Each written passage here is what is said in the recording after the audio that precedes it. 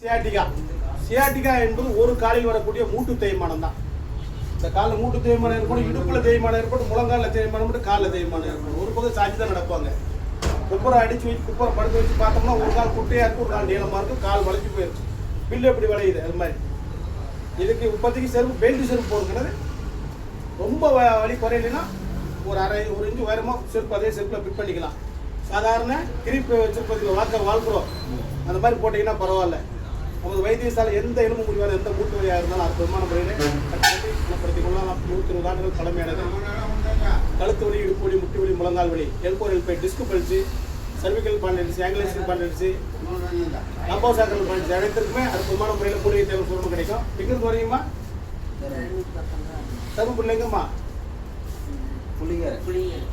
புளியங்கரையிலிருந்து வந்திருக்காங்க. அம்மாவுக்கு ஆளுக்கு சொல்லியாச்சு.